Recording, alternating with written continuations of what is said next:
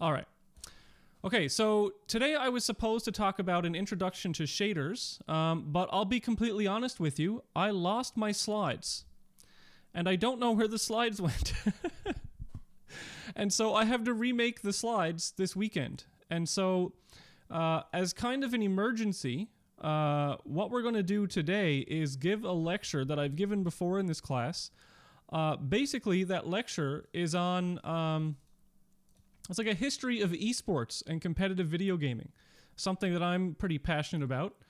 And the thing is, this talk gets a little bit more redundant every year because the first time I gave this talk back in like 2012, like barely anyone knew what eSports were. And now we're actually streaming the course on Twitch. So it's pretty crazy how this has come kind of full circle. So, yeah. And what I'll do is I'll go back on Tuesday with the new slides for an intro to shaders, and we'll have a nice lecture on shaders. So this is going to be history of eSports. Here we go. Apologies for the out of order stuff, but that's really the next class on Tuesday is essentially going to be everything that you need to know for the project. And so it's good that we're getting toward the end of the course. So let's jump into this. And we'll see what the history of esports has in store for us. Even though you follow esports now, there may be some things in here that you haven't heard of before.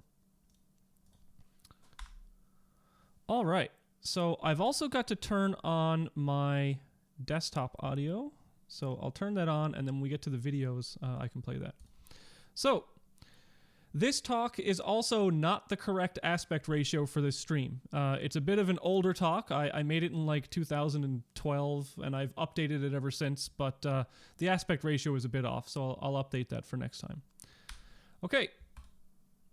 So what is esports? What are esports? I'm sure everyone kind of knows what they are by now, but at one point, like a decade ago, when I started giving this talk, esports weren't as prevalent as they are now. In fact, I remember asking the class of about 40 people at the University of Alberta, hey, who has watched an esport before? And like maybe 1/3 or 1/4 of the class actually put their hand up. I'm sure if I asked, all of you watching on Twitch, have you ever watched esports before? I'm sure all of you would say yes now. But there was a time when that was not the case. And so... yeah, esports, well, I haven't answered the question yet. Esports, or electronic sports, is essentially the professional side of gaming, right? So here on the slide is just an example of a Counter-Strike team, I believe. Yeah, that's Counter-Strike there. And so teams that have coaches, that have players, and the players compete either solo or on teams in various professional video games. Now, I like to start off the talk with this, conversation. Are esports really sports? Because I've heard so many people complain that, they're called esports, but they're not really sports, are they? And so this argument is so dumb. But anyway, it's pretty obvious that esports aren't as physical as some things that you would call a sport. But in my opinion, they are more physical than other things you might call a sport. Right? So, for example, some people would call darts a sport, right? But is darts as much of a sport as, say, StarCraft or Counter-Strike? I don't know. So let's just have a look at an example here. So here's a little graph I made up of traditional sports versus electronic sports, right? Or esports. So both of them are competitive. They're extremely competitive. Both of them require a high amount of strategy and a high amount of skill. Both of them are played professionally, so people make literally millions of dollars, and I'll show some stats on that at the end of the lecture. But of course, esports salaries aren't as high as normal sports salaries, but there are definitely people out there making 7-8 figures a year doing esports, or at least live streaming. They have annual salaries and sponsored players, so there are people out there with sponsors who play for different teams, and those teams give them annual salaries. They have millions of fans every year. Obviously, esports aren't quite caught up to regular sports yet, but they're very quickly growing. Here's the real controversial topic, is whether or not there's a physical ability required. And so it's pretty obvious that yes, esports require physical ability, right? It takes a physical ability to be able to take a mouse and click on someone's head for the headshot, or aim the mouse at a zergling that's moving across a screen, right? There is aim, there is precision, there is also endurance, but there isn't what I would call like a physical strength factor, right? And so what some people consider sports are things like that. I've heard one definition of traditional sports where physical strength, if you are stronger, it will make you better, right? And that's kind of an interesting definition, but does not apply to every sport, right? In a lot of sports, like more skill would make you far better at the sport than more strength. So anyway. Are there national betting scandals? Yes, there are national betting scandals in both sports and esports. So, for example, in South Korea, we've seen several national betting scandals related to like the South Korean mafia, like fixing StarCraft matches and stuff. It was all ridiculous. But so far, there haven't been any riots after your favorite esports team loses, right? So, I'm looking at you, Vancouver. For your riots after the NHL finals in a specific year, which I can't remember. Now, I used to have this slide which played a couple of videos on what esports were, but that's honestly useless now because you all kind of know what esports are, and these videos are horribly out of date. They're from like 2013, so I'm not even going to play those. All right, but let's look at the history of competitive gaming. All right. Competitive gaming wasn't always around, but I'll show you, what I want to show you is the transition from the very first video games toward what we now view as competitive video games. So, if I had asked you what the first video game was, you probably, or a lot of people may have said Pong, right? So if you ask 100 people what the first video game was, I'd say 95 to 100 of them will say Pong, because that's what we've been told. But it turns out that electronic games have been around for a very, very long time. And so, for example, we have the amazingly named cathode ray tube amusement device in 1947. From 1950 to 1960, we had various board games implemented in computers. And the first instances of artificial intelligence for games are actually from the 1950s, which is crazy. A really famous one, Birdie the Brain. This was the first ever game AI, and that was in 1950 for tic-tac-toe. In 1958, we had Tennis for Two, which was, I believe, the first actual player versus player game. It may have been single player, I'm not sure. In 1962, we had Space War, and in 1972, we had Pong, okay? So there's a really amazing video. Who out there has watched any of the Ahoy YouTube channel? AHOY. There's a video there called The First Video Game. And here's the YouTube link to that, so take a screenshot and go watch that. It's a truly amazing video on the history of what could be defined as the first actual video game. And he goes through and defines what he would believe a video game to be. But what the really interesting thing is here, to me at least, from a really like pedantic computer sciencey point of view, is that here, most people would say that Pong is the first video game. And we may say, oh, LOL, they don't know about the video games that came before that. But the cool thing that this video shows is that the answer of Pong may actually be correct in a way.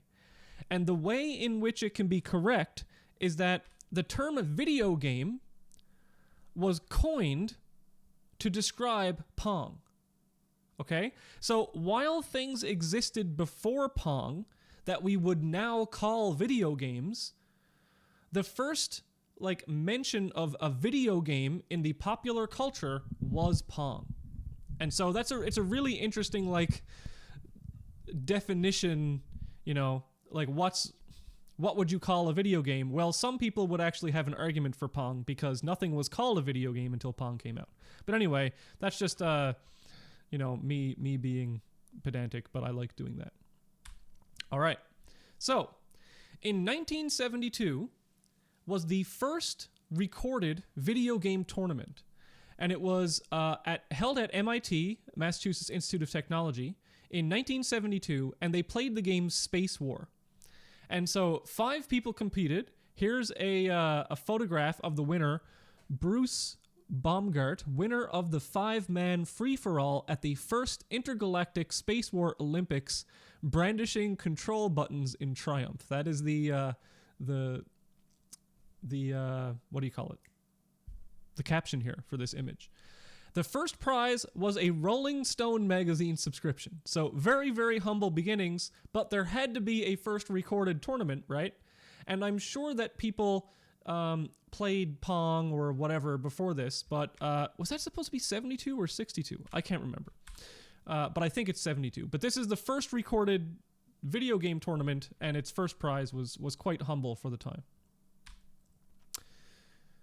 So, up until, if we go back, up until the early 70s, pretty much every video game was really, like,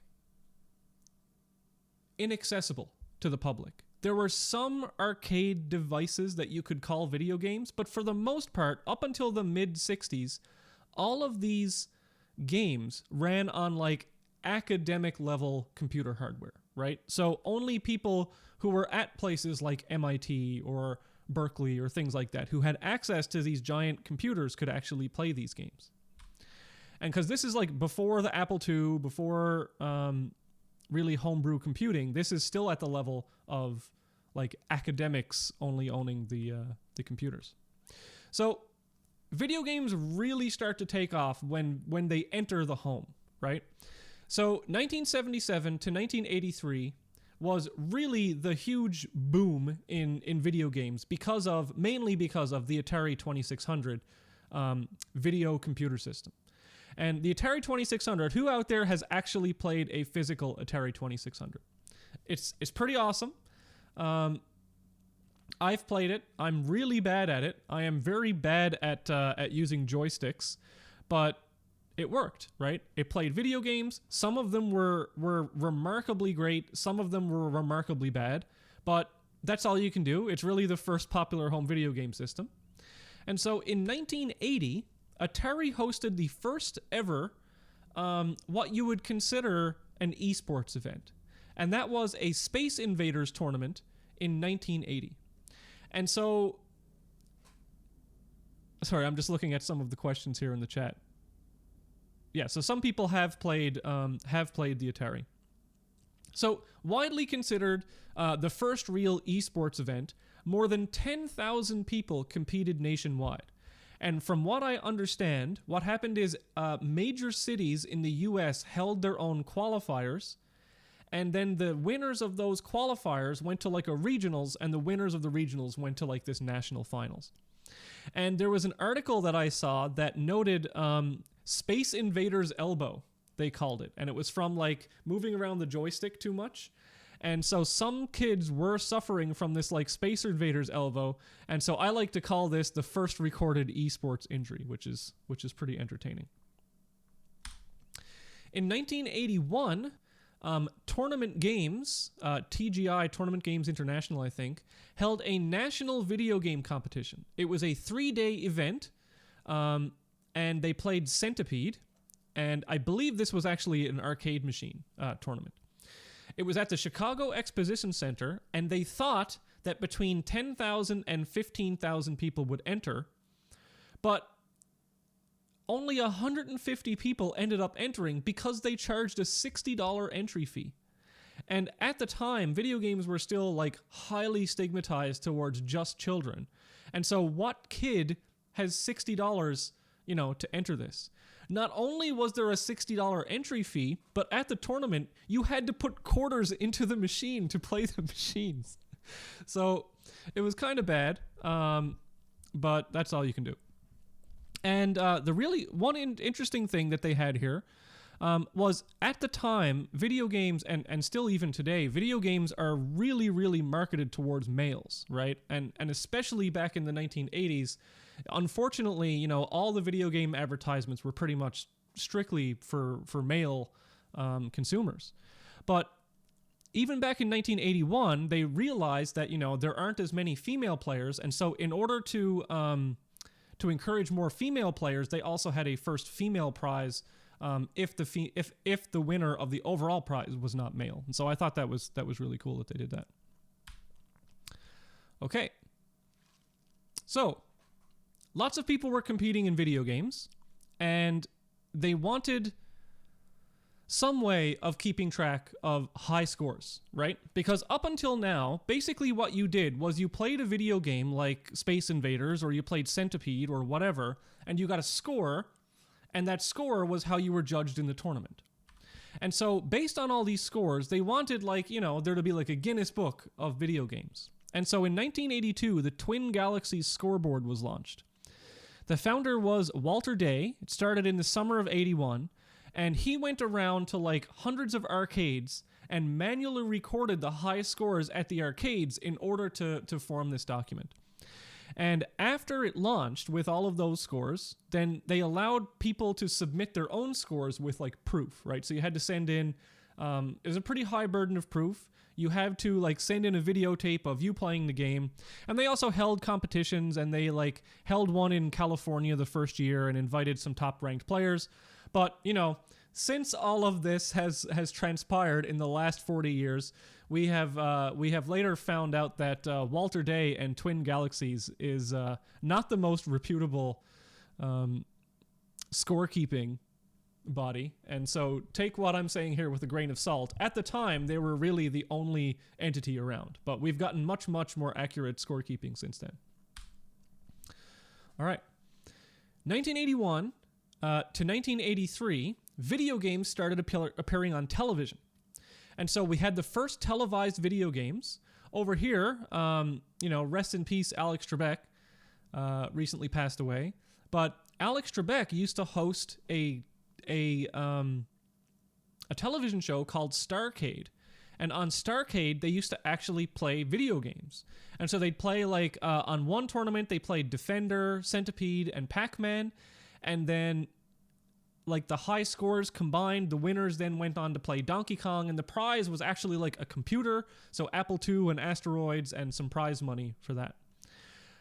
There was also a show called That's Incredible. You can see this down here, and this was one of these like Discovery Channel type science shows where every show they would show something new. Yes, that's the guy from Jeopardy. Someone is asking. Alex Trebek used to host this show. And so it was like a reality show that went around and talked about different technologies, and they sometimes had video games. And so what I'm going to show now is an actual video clip from that show, and I really love this video clip because there's a lot of like foreshadowing in this video clip. So let's just listen to that for a bit.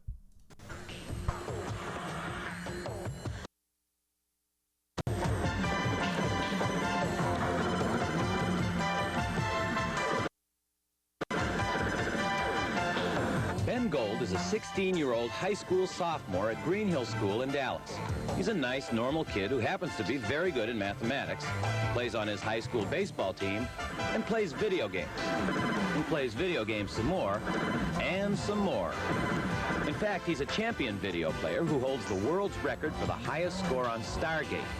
It took him some 35 hours and 50 minutes to accumulate 40,001,150 points when he set the record in September. You gotta figure them out. You know, you don't just sit there and play and play and play. You gotta use your mind and try to figure out how to beat him. You know, what's the machine's weakness? Because every machine has a weakness. He holds world's records on video games, and he was also seen on national television last January. In fact, Ben competed against two of the top video game aces in the country on That's Incredible. And he won. And that seems appropriate for a guy that lays awake nights thinking video strategy. You know, sometimes some of my best strategies come when I'm at night in bed and just thinking, and then I'm saying to myself, God, you know, what's my problem? And then I'll come up with some great strategy, and I'll try it the next day, and, you know, and maybe that's the secret. Now, if you're wondering what a video wizard can possibly do with his skills, Ben has an answer. There's going to be professional video game players. People are going to start making money off of them. And you want to be there? Oh, I want to be in the middle of it.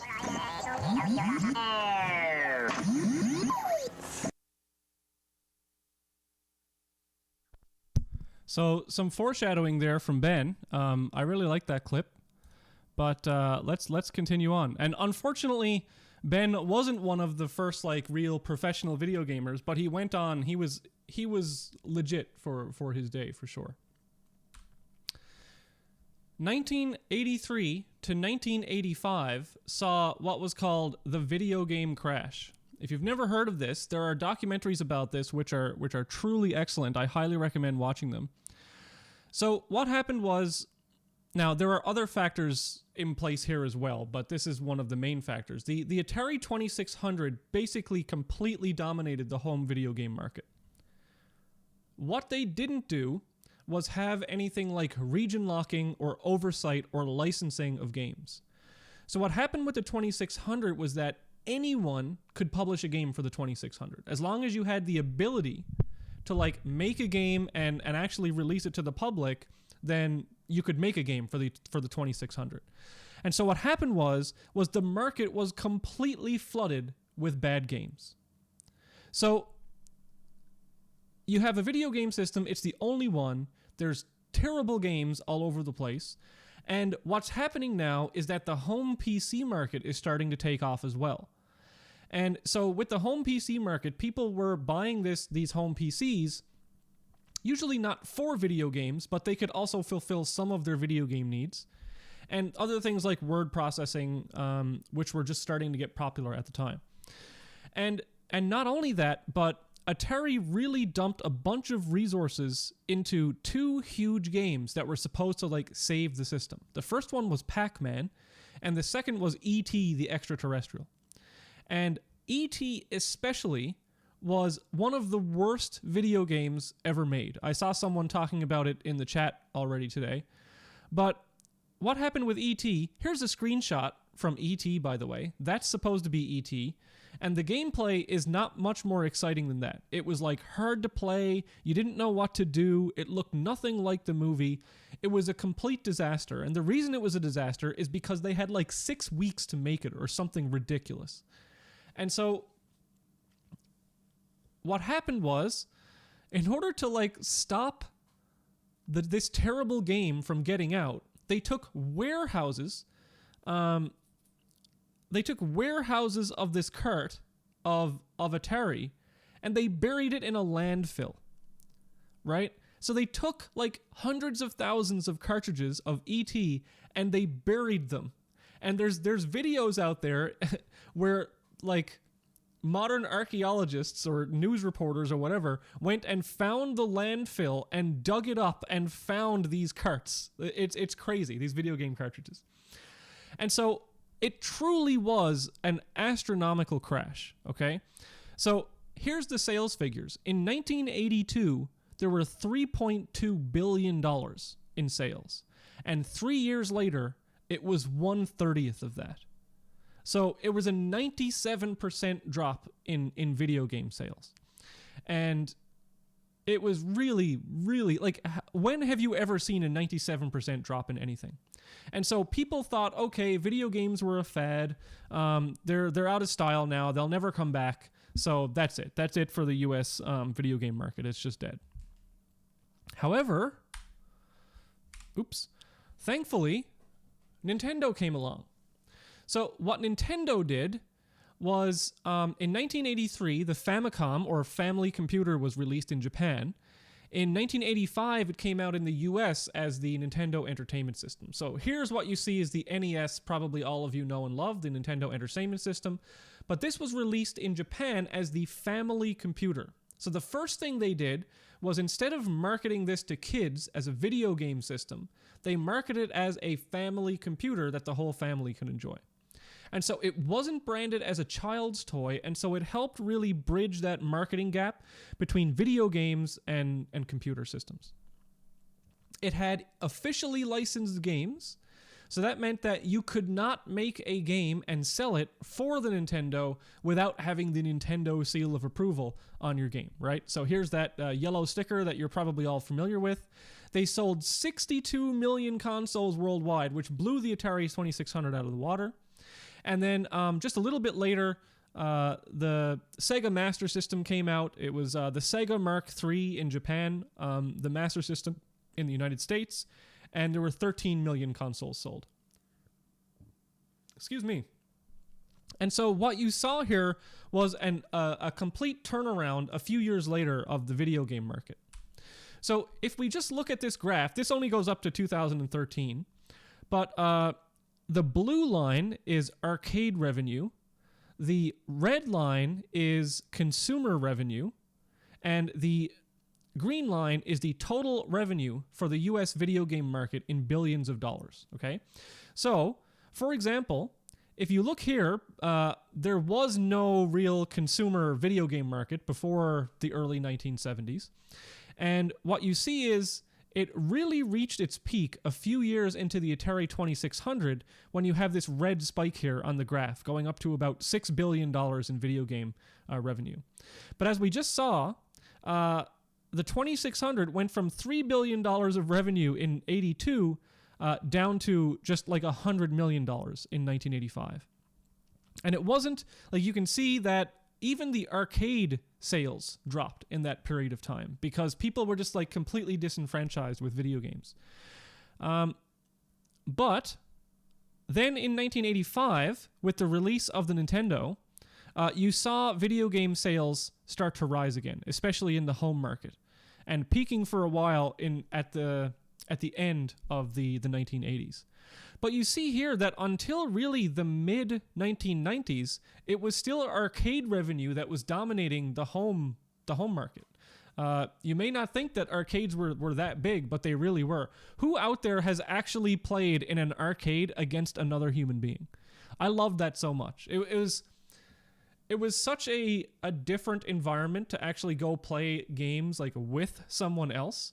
So if any of you are in the class, I'm not sure if you're old enough to remember this, but in the Avalon Mall, where the Foot Locker is now, above the Winners, so that Winners used to be a movie theater, and above the movie theater was an arcade. So not where the arcade is now, but where it used to be. I remember spending like hundreds of dollars at that arcade. It was crazy. But anyway, I'm digressing there. But then toward the beginning of the millennium, arcades really started to plummet, right? And now there's a little bit of an arcade resurgence, but nothing compared to what it used to be. And now, if you see here, even by 2013, actually by 2007 even, almost all video game revenue is from the home consumer market rather than the arcade market. Here's another graph, which I have stretched a little bit just to fit the screen. But you can see here that this pink down here is the arcade revenue. The purple is console revenue. And so console revenue has been steadily growing since the late 1980s. But what we're seeing here, this blue line, was the handheld console market. So this is things like the Game Boy, what's the PlayStation 1? Like they had like the Vita, and so these are the dedicated handheld consoles like the DSX, that sort of thing. PSP, that's right, the PSP, thank you. And so that's what this blue line here is. But what we see now is that with the introduction of mobile gaming on your phone, like there's almost no reason to have a dedicated gaming device anymore. And I know some of the diehard Nintendo DS fans out there will scoff at me for saying that, but the numbers don't lie, right? I'd say that it's the DS and Pokemon like keeping this these handhelds alive here. And so mobile gaming is actually the majority share of revenue now. And yeah, so the Nintendo Switch is not a mobile console, right? They would definitely put that in with console rather than handheld. But if you look here, consoles are less revenue than personal computers, so PC gaming really took over things. And not only that, but mobile took over PC gaming. And so, and a really cool thing is that in the last 4 or 5 years, we're seeing virtual reality revenues rise as well. So who knows? Maybe if I give this talk 10 years from now, maybe virtual reality will be like eclipsing home consoles or something like that. But it's just really neat to see like the trends, and especially mobile versus handheld, because that's like just a completely inverse graph. Because if you have a handheld console or a handheld mobile gaming device built into your phone, then you don't need a console anymore. Okay, so in 1990, Nintendo had the first video game championship that was sponsored by one of the creators of the video games themselves. So the Nintendo World Championships were huge. The competition was held in 29 different cities. The winners in the cities got $250 and a trip for two to the World Finals at Universal Studios Hollywood. Here is what they did for the games played. It was ridiculous. Like, whoever came up with this formula, you had to get 50 coins as fast as possible in Super Mario Brothers. Then you had to beat a Rad Racer custom course, and then you had to play Tetris until the time ran out. And your score was equal to the time for Super Mario Brothers plus the 10 times the Rad Racer score plus 25 times your Tetris score. It was like ridiculous. But the really cool thing is that they had 3 prize levels. One was for under 11. One was for 12 to 17, this is supposed to say. Sorry, 12 to 17. And the other prize was for 18 plus. And so I think the winner of each one got like $10,000. The 18 plus got a 1990 Geo Metro and a 40-inch rear projection TV, which was, I don't know if any of you remember 1990, but a 40-inch TV in 1990, whew, crazy. And he also got a gold-plated Mario trophy. But not only that, there were special cartridges, NES cartridges made for this Nintendo World Championship competition. And those cartridges, there were like maybe a couple of hundred of them made, and they sell for tens of thousands of dollars now. It's crazy how much, and they're officially the rarest official game ever released by Nintendo. Fighting games. Up until now, all of the competition that you've seen has been in single-player games. And so what happened was, like this, you'd have to come up with some ridiculous score in order to be able to judge who won your game, right? So it might be the score in one game plus another one. If someone could beat the game the fastest, but maybe they didn't get the high score, like who's better at the game, who knows? But along comes fighting games. And Street Fighter 2 and Mortal Kombat, they were not the first fighting games, but they were definitely the first really popular competitive fighting games. And what it did was it really introduced the versus competition to competitive video gaming.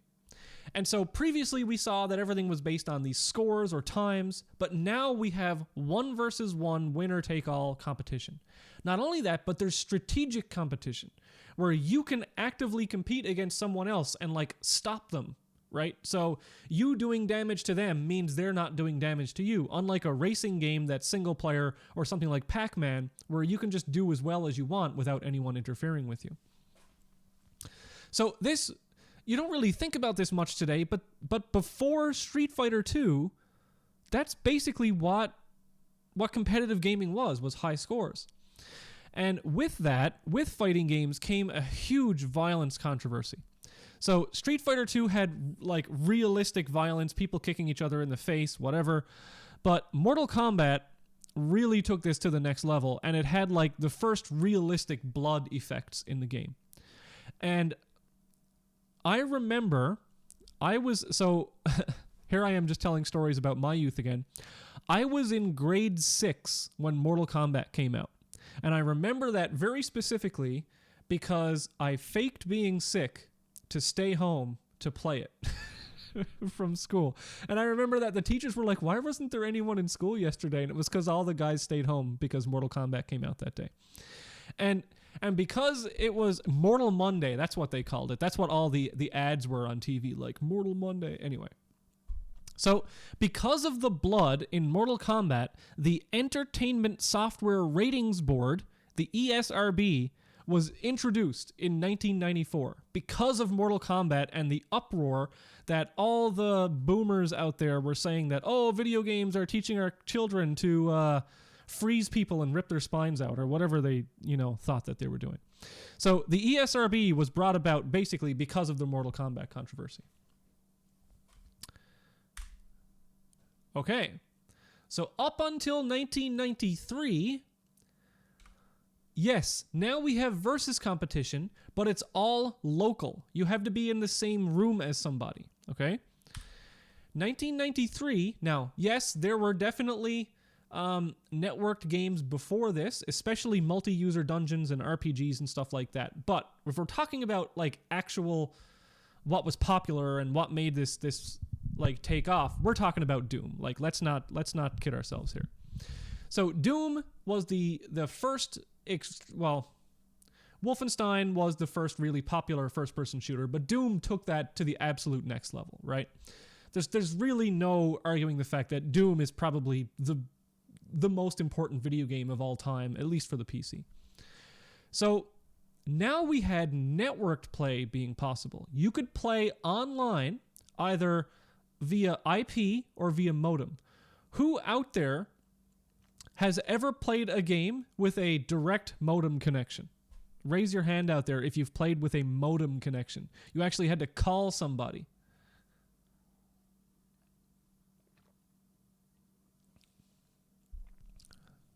No one's saying anything yet. But so I remember this in grade 7. Me and my friends, the first games we played, the first game I played online was Descent, which was a 3D space shooter type game. And then after that was Quake, and Quake basically got me hooked. But we'll talk about Quake in a few minutes. No, sorry.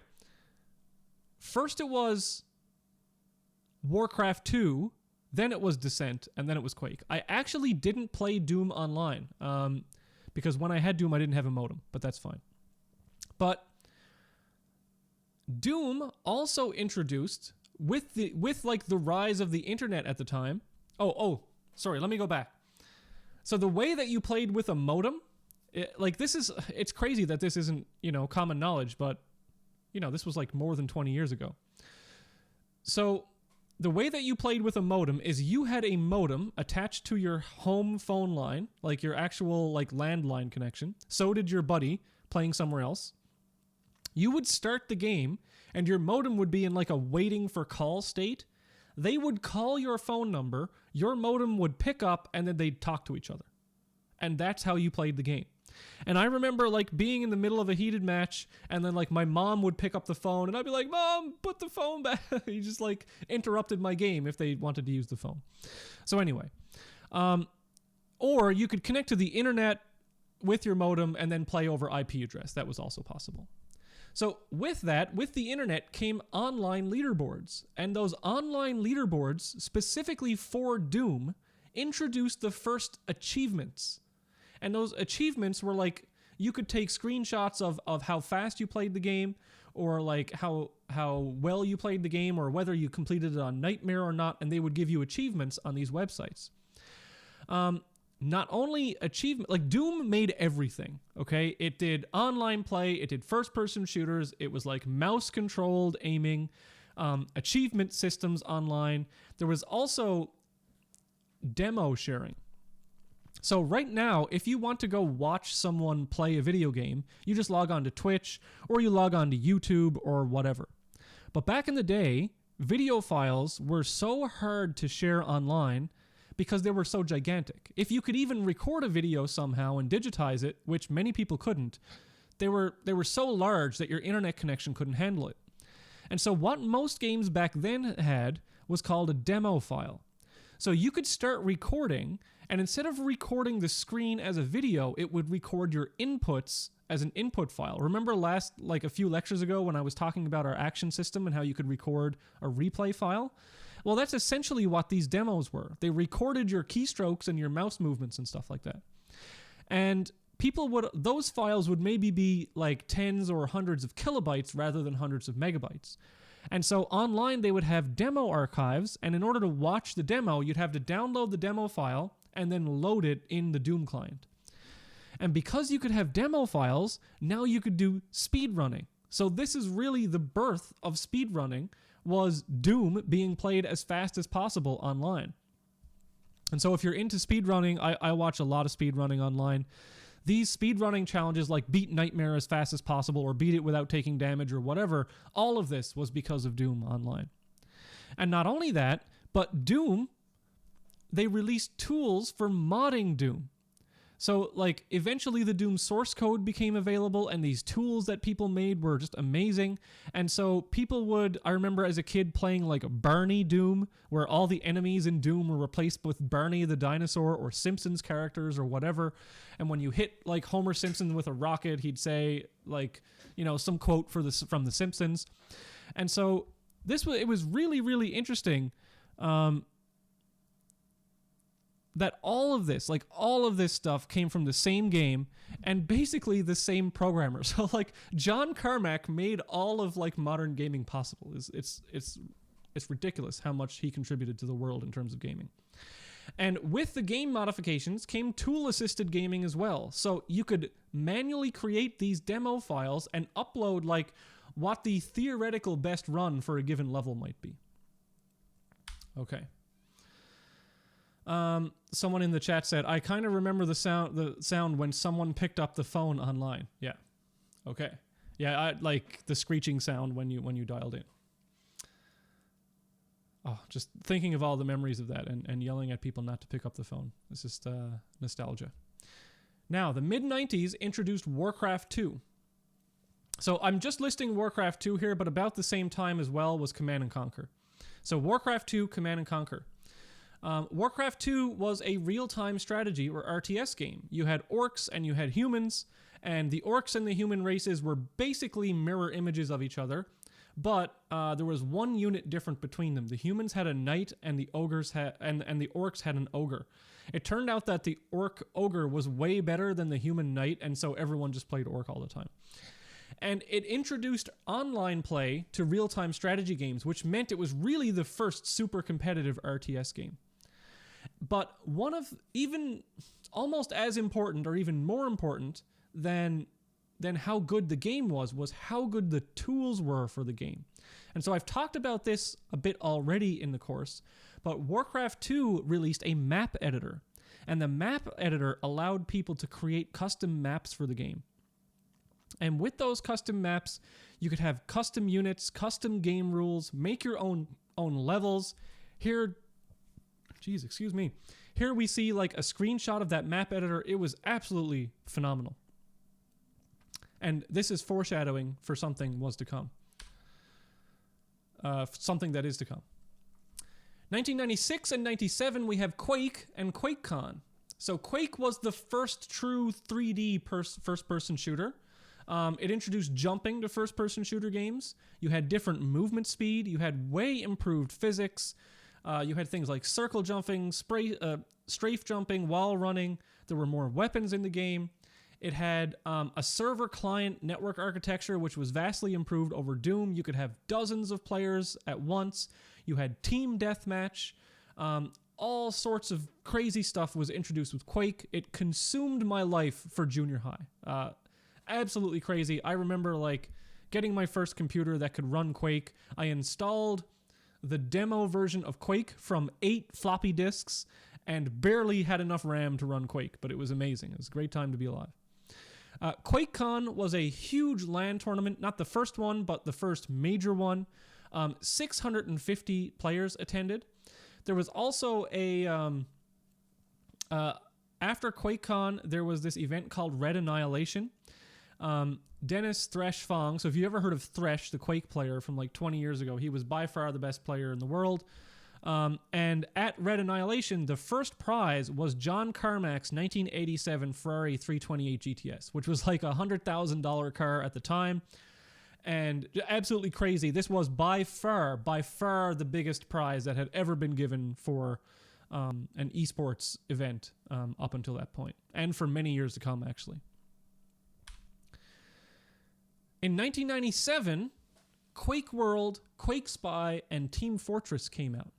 So, when I say that you could network play in these games, what you essentially had to do was go on IRC or call your real life friend. So if you called your real life friend, you'd say, okay, I'm going to go start Doom. I'll start up my modem. Call me with your modem in 2 minutes when it's all set up. That's what you had to do. Or you'd like log online, go on IRC, go to like the Quake channel or the Doom channel, get someone who was looking for a game who was spamming in the chat, and like get their IP address, contact them and say, I'm going to join you. Like there was no server listing. Like if you just log into Overwatch and hit quick play, oh my God, what we wouldn't have given for that back in the day. There was no quick play. You had to actually go interact with people. Like imagine that. But at the same time, because there was like a lot of work involved with playing against people, you saw far less toxicity than exists today, in my opinion. But anyway, that's for another talk. So what Quake World was an update to the engine for Quake that had improved hardware acceleration. So I remember I had a Voodoo 3 graphics card that finally worked with Quake World, and so it was like the first true... so even though this was a 3D game, it was still running in software unless you had a video card at the time, and video cards were actually pretty rare. So Quake World had improved support for 3D acceleration, and also a way improved networking and lag, netcode is what I'm trying to say. Way improved netcode. Whereas before, if you were playing Quake and you had like a half-second ping, if you tried to walk forward, it wouldn't start moving forward for a half a second. And if you let go walking, it wouldn't stop walking for a half a second. And with the improved netcode, they had like rollback netcode and prediction netcode and stuff that like you take for granted in every game nowadays. But Quake World was just amazing in terms of how much better it made online play, especially with non-T1 connections. Has anyone ever heard the term LPB? LPB was the saltiest term ever back in the day, and you're all just going to Google it, but it meant low ping bastard. And you'd call people LPBs because when they were in the game and they had like a 50 ping or a 100 ping, that was such a low ping that of course that was why they won the game, right? You're sitting there with like a 300 ping like a normal person. Oh man. It's crazy how different it is nowadays. But this is my version of like I had to walk to school naked in the snow, 4 miles or whatever, is that the fact that I had a modem. Then Quake Spy came out. Quake Spy changed the game again because you could install Quake Spy, it would detect when you ran a server, and then it would list your game in a bunch of like in a public way. So over here, for example, there's a bunch of games. This Quake Spy was originally just for Quake, and then Quake Spy became Game Spy, and then Game Spy became a terrible website. But over here, you can see Game Spy where you can click, and this is like their listing of currently publicly hosted games. You could have favorite servers, you could have a friends list. Eventually, you could chat on Game Spy as well, which was incredible. Online gameplay absolutely exploded with Quake Spy. It became Game Spy later on. And Team Fortress was released as a mod to Quake and introduced class-based combat and CTF and multiple objectives. So, if you look at all the things that Doom did and then look at all the things that Quake did, especially with Quake World, Quake Spy, and Team Fortress, like, it's IDs, like, id Software created online gaming. It's crazy how much they contributed to the world. And in my opinion, oh man, I should really... Maybe I'll talk about this a bit in the next lecture, but yeah, there's going to be something in the next lecture about a single function that made 3D gaming possible, and because of that, 3D graphics cards became a thing, and because of that, like, Bitcoin became a thing, and how John Carmack basically changed the world. But anyway, I'll talk about that in another lecture. Okay. 1997, the CPL was formed, the Cyber Athlete Professional League. It was the first real link between gamers and athletes, cyber athletes. It was an absolute pioneer in video gaming competitions and tournaments.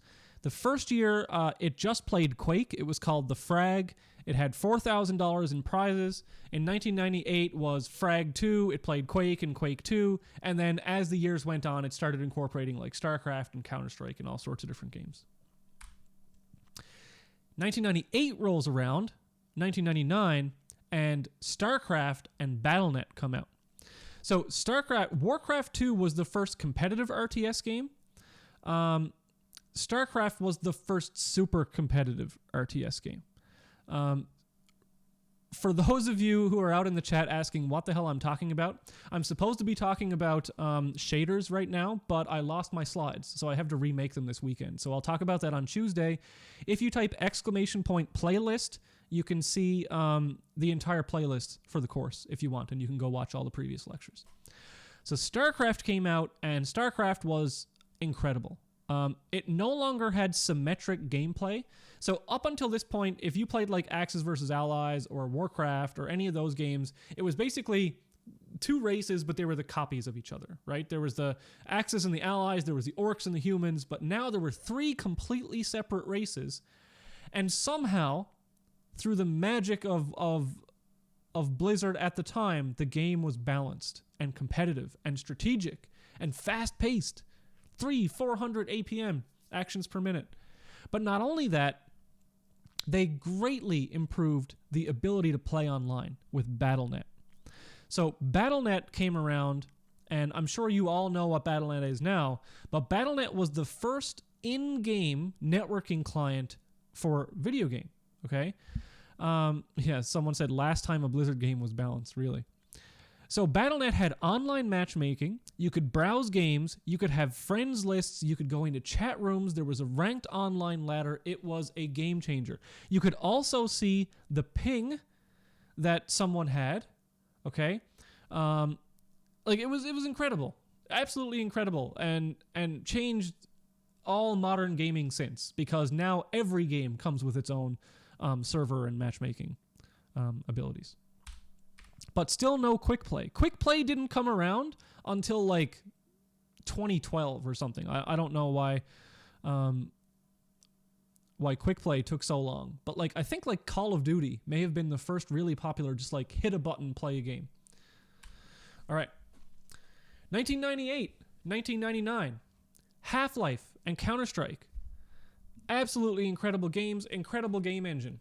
The first, now, some people say that Team Fortress was the first like tactical shooter. That was not so much tactical as it was strategic and class-based. But Counter-Strike, as you know, there are no classes. You have 5 versus 5 teams. You have a terrorist team versus a counter-terrorist team. You had a money system, a currency system. You could buy weapons. It was much more strategic than just deathmatch. You had way improved spectator mode. You had modes dedicated to eSports. It was super popular. By far the most popular FPS of its time. There were over 90,000 peak players online for this in the 90s. In the 90s, 90,000 peak players. That's crazy numbers by like pre-2000 standards. Now, I made this in like 2014 or something, but just, CSGO has way more players than that now. But I don't know, 5 years ago or whenever I made these slides, CSGO had like 600,000 peak players. But you look at like 90,000 people in the 90s. Absolutely incredible. And not only that, but Half-Life... There's a real argument to be made between whether or not Counter-Strike or StarCraft started modern-day esports. And I would say that it was both. And after I explain the following slide, I'll explain why I think it was both. So, in 1999, around the same time as Counter-Strike, the OGN Star League, or OSL, was formed in Korea, and you also saw the formation of KESPA, or the Korean Esports Association. So this was a Korean StarCraft league. StarCraft skyrocketed in Korea. For whatever reason, South Korea fell in love with StarCraft. The Korean Esports Association, or KESPA, it was founded with the approval of the government officially. It's a government entity. And so the Korean Ministry of Culture, Sports, and Tourism runs KESPA. And the goal was to make esports official, make it sanctioned, make it profitable, and to protect the players. Okay? And so at the time of me writing this, KESPA regulated like dozens of esports teams, OGN, MSL, Pandora TV, Africa TV, I think now, like tons of things. And so StarCraft really made, like, StarCraft was like baseball in South Korea. You have no idea. You turn on the TV and it's like the news followed by StarCraft. Insane. There were TV channels dedicated to StarCraft and video games. However, it never really caught on in North America like it did in Korea. What caught on more so in North America was Counter-Strike and first-person shooter games. And so while Korea was absolutely dominated by StarCraft and dominated StarCraft and other RTS games, it was really like Eastern Europe and the West that really got into first-person shooters and Counter-Strike. And for some reason, even though like stereotypically the best video game players at the time were coming out of Korea, they never really got into first-person shooters at all until like Overwatch, which was like 4 years ago. It's crazy how they really stuck to strategic games. Probably there was more money in them. I don't know why. But anyway, this was where esports really started to take off at the turn of the millennium at, oh God, that makes it sound so old, 20 years ago with the formation of KESPA and OGN Star League. 2000, the birth of the multiplayer online battle arena happened, even though they didn't know it yet. So in MOBA games, two teams compete to destroy each other's enemy base. And so there's some nexus, or what is it called? What's the nexus called in Dota? I can't remember. I've only played it a couple of times. So here you have a base. Here you have another base.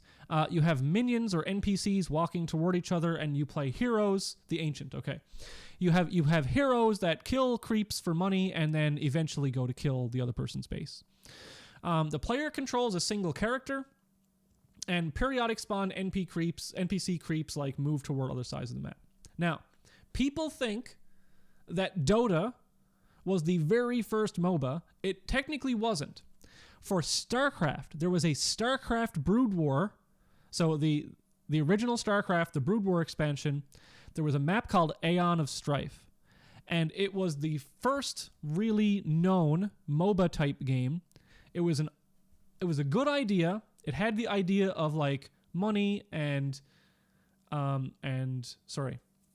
heroes or champions and like achieving that sort of objective, but it was implemented poorly. So Aeon of Strife, not people know that exists, but it was really the first MOBA game.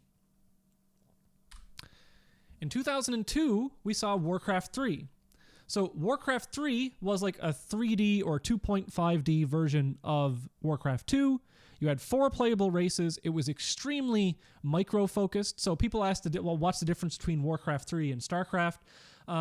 The macro game, so like the economics in Warcraft 3 is sort of trivial in compared to StarCraft. You don't expand as much. You sort of keep your, you artificially keep your army supply low in order not to get taxed. And so it's like really micro-heavy type of game. But with Warcraft 3 came a vastly improved map editor. And so the map editor was so good that you could actually design completely other games within Warcraft 3. And the most popular, as of course you know by now, was Dota, Defense of the Ancients. And it was the first really popular MOBA game. And the creators of the original Dota mod said that they were influenced by the Aeon of Strife mod from StarCraft Brood War. So they're actually on record as saying that. But because Warcraft 3 had the game mechanic of heroes, and heroes could have money and inventories, that's really what put Defense of the Ancients over Aeon of Strife. Because in Aeon of Strife, you could designate a unit as special, but it couldn't have an inventory as such. So down here, you can see the screenshot where you have like, boots that make you run faster or a claw that make you do more damage. And so Dota really blew up the MOBA MOBA genre. And you could buy items at a shop, you could be on teams. And so it's crazy. It's absolutely crazy that the only reason that currently the most profitable type of video game that actually exists is because some guy in his house created a mod for Warcraft 3. And that was only possible because the good Blizzard at the time created the tools to allow you to edit the game. And, the tools for editing, for allowing you to create your own custom Overwatch stuff has gotten a lot better, granted. But, the Blizzard of old has not been around for a while. In 2002, you saw the Evolution Championship Series, or EVO. So EVO is it started as Battle by the Bay in 1995 as a Street Fighter II tournament, but grew every year into the EVO that we now know and love. And in 2015, when I last updated this, they play all sorts of video games. Okay, so there's tons of games that are being played, and I don't really have time to play this video. Just an intro to like what EVO is. You can go look at what EVO is online.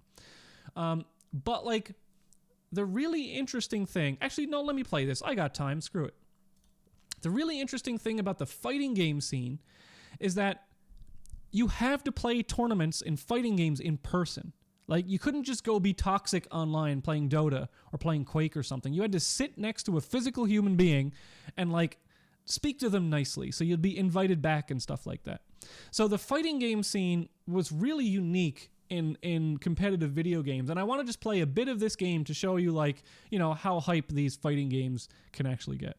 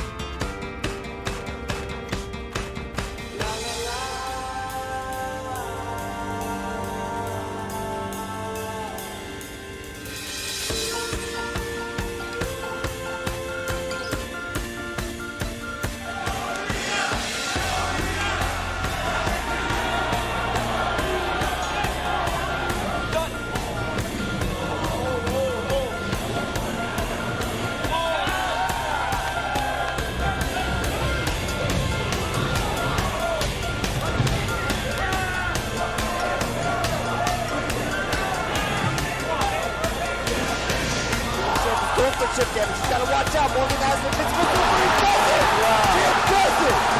Unbelievable! I'm here at EVO in the whale stage. They told me not to come, but I'm here anyway. Oh no! And that is going to be a mental card break for Neighborbeat. Nice uppercut. He had the meter to burn. Oh wow! Uppercut bonanza. Amazing!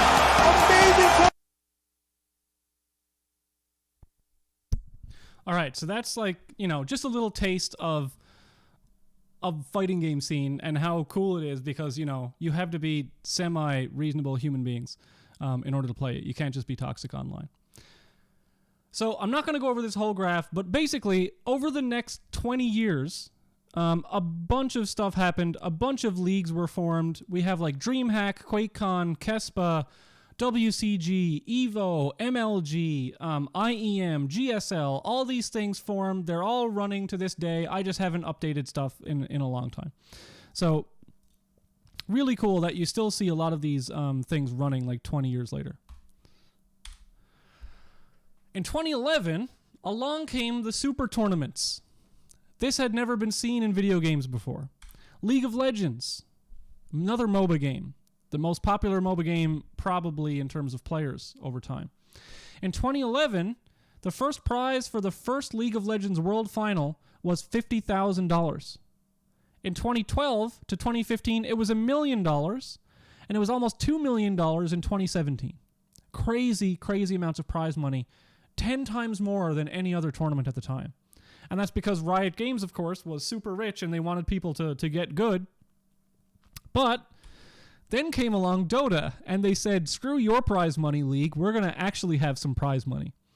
And the International...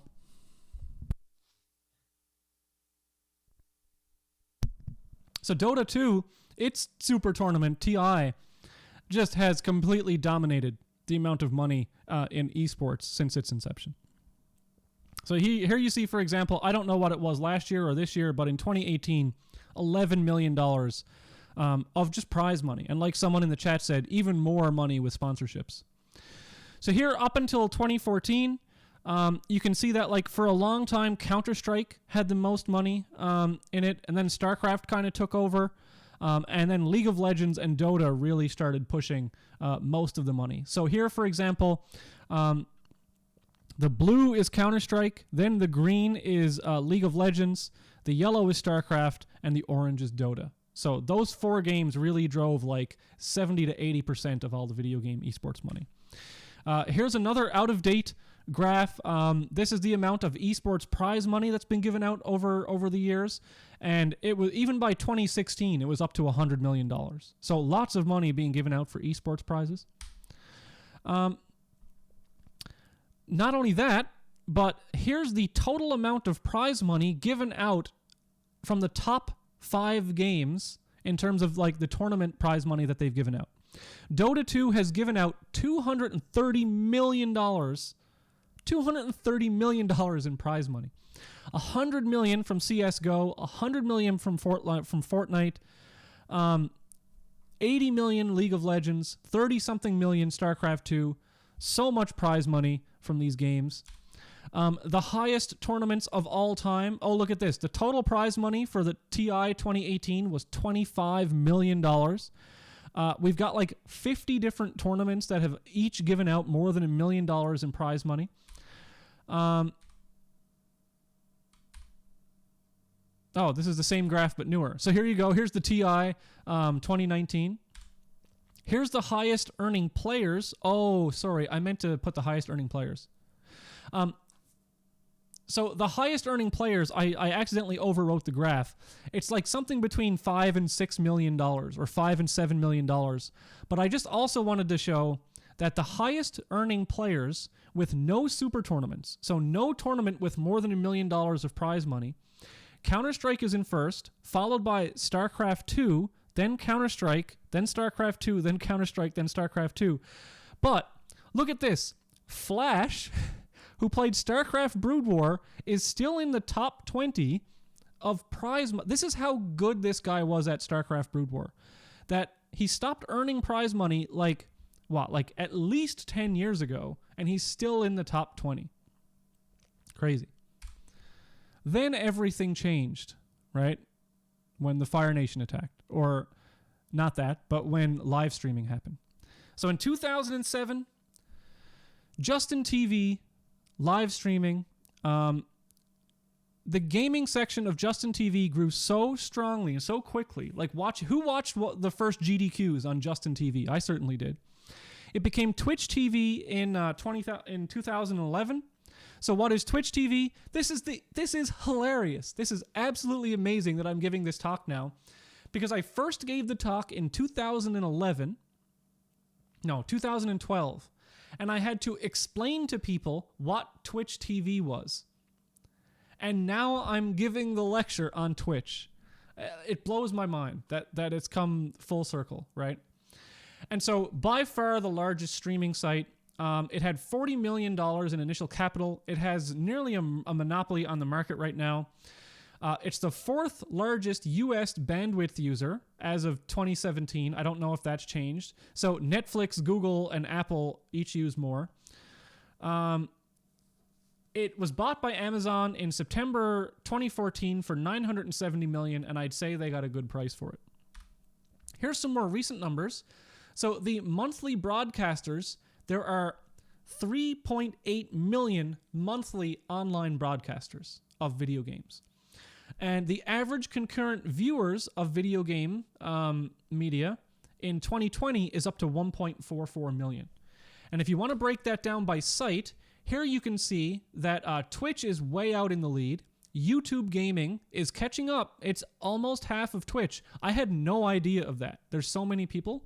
I don't even see Facebook on this graph. I don't know if Facebook just sucks or there's not that many people watching it, but it's not on the graph. And of course, Mixer in 2019, rip to Mixer, but that's all you can do, right? That's what this is. So the last thing I'll do is, someone sort of alluded to this before. I compiled a few of my favorite moments from years gone by in esports history, and I'll just play this for you now. After this is over, I'll wrap up the lecture, so stick around for the end of this lecture. This one might be loud, so I'm going to turn it down a bit, but some fun moments here for sure.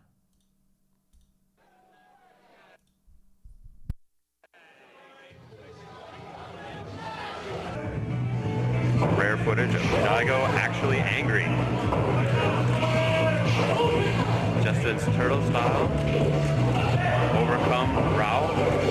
Now on the verge of putting Daigo down 1-0.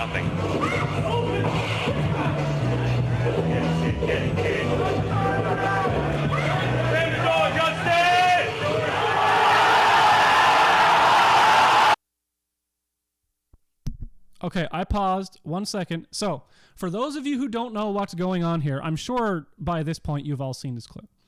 But this is Justin Wong versus Daigo, I believe. This is the semifinals of the largest Street Fighter tournament at the time. So, in Street Fighter, if you block a special move, it takes a sliver of your health away. If you look up here... Oh my god, that's so loud. If you look up here at Ken's health, he has no health left. Chun-Li did their super move, which kicks you like, 25 times or something crazy, maybe 15 times. If any of those kicks are blocked, Ken will die.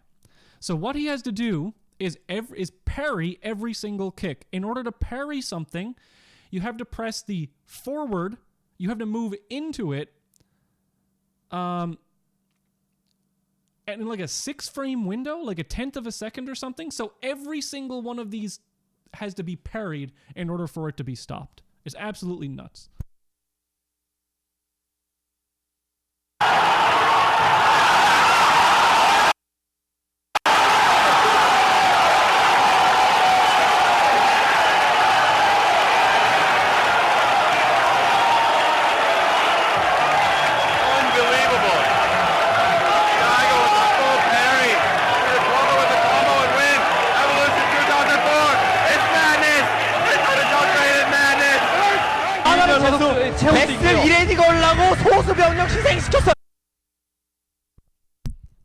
Okay, so I'm going to introduce...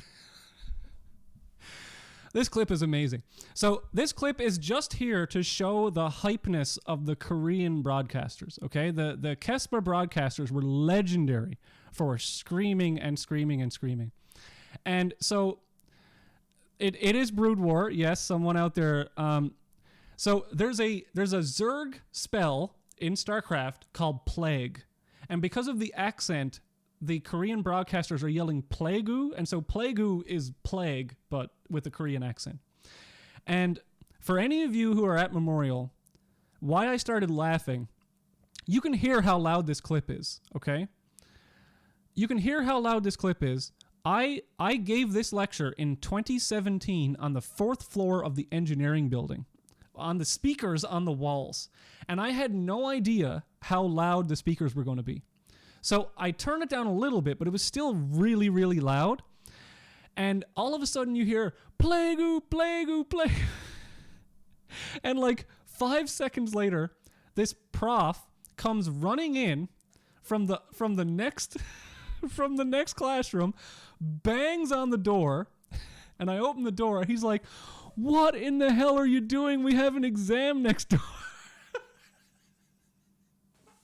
So I can just imagine a bunch of engineering students writing an exam, and then they hear Plague-oo coming from the next classroom. Oh my god, I'm almost crying just thinking about that. Anyway, I just wanted to give the context for that before I show the clip. 비행기! 예! 자, 이렇게 해서 자, 걸리고 뒤쪽으로 플레이그! 이야, 플레이그가 한 방입니다. 이제 베슬이 한 방짜리예요. 그렇습니다. 플레이그 한 대 맞은 저 베슬은 All right. This is a League of Legends clip. I don't even know if this is popular anymore. I haven't played League in years, but who knows? This is the backdoor, okay? So this is the Expeke, and it's so popular it became a verb in League of Legends. So in League of Legends, you have to kill your opponent's nexus, and your opponent's nexus is usually really well guarded. And so this player Expeke is playing Kassadin, and Kassadin has an ability that allows you to teleport like a short distance. But you have a limited amount of them because as you cast it, it gets more and more expensive with a cooldown. And so he's going to try and backdoor, meaning he gets behind all the enemy players and tries to attack the Nexus before he dies, because if he fails this, his base is completely exposed. So this player tries to backdoor the Nexus of the other team, and I think this is IEM? Yeah, IDM Katowice. And I can't remember the year, maybe like 2013 or something like that, or 2014. But just absolute, like, I saw this live, and you don't forget something like this. It was just absolutely incredible. They've got two inhibitors down, and they are just going to pile straight up towards those super minions in the base. You can see there's going in there. Peke is definitely up towards the Nexus. Kevin is going to be able to get up towards him. He's trying to do it, but meanwhile, they're in the base. Yellowstar's trying to defend them in the base. Peke is trying to take the Nexus down. Is anyone going to be able to deal with this one? Catches him with another axe. He's very low. They're pushing on the Nexus to his Peke back to get it. I do not believe it. Peke's stuck in there. Catching it. Takes down the Nexus. But now he's going crazy. That game was amazing. That was the best thing I have seen in the entire history of League of Legends.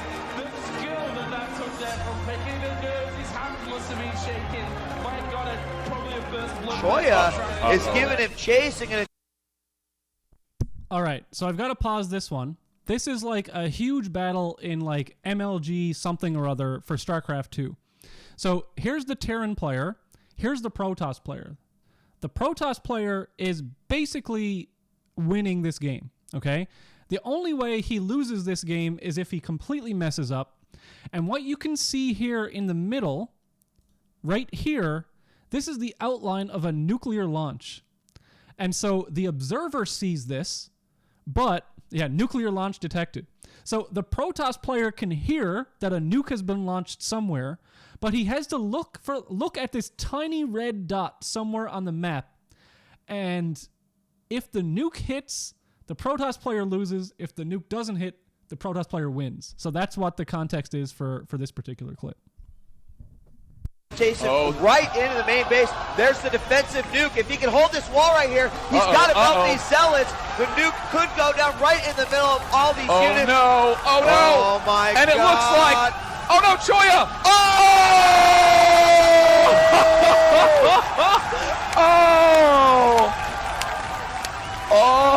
Scorched earth, Day 9. Scorched earth.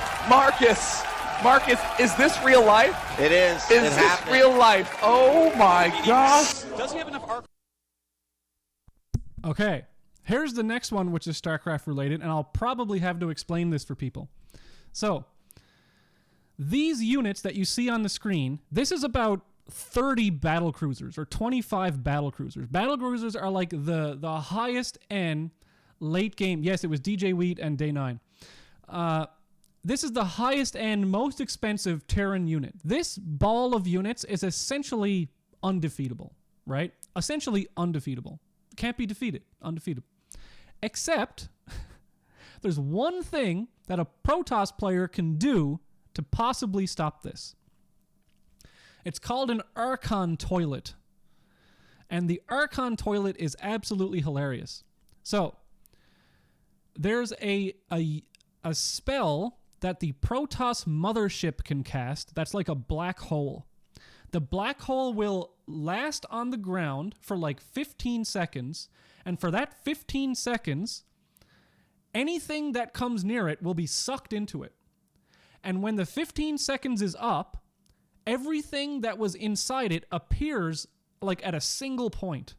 Okay? So you can see here how they're all spread out like this. If they're spread out, like the AoE can't really damage them. But what you do is you cast the black hole, you put a bunch of Archons into it, and Archons have a very powerful but very small area of effect attack.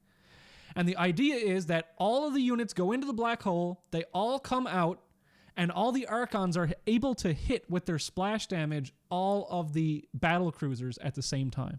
But it's like one of these all or nothing moments that was just absolutely incredible to witness live. Archons actually do that. You have to deal so much damage with Archons. I mean, the VCs have so much health. He's just pushing, man. He's like, all right, let's do it. Oh, my God. Oh, my God. But no Archons. Where's his Archons? He needs to get those in there. He cut down the Archons before it was time. And the Void Rays come out. And Archon goes in. Archon goes in. Get in there. Oh, my God. What are we seeing?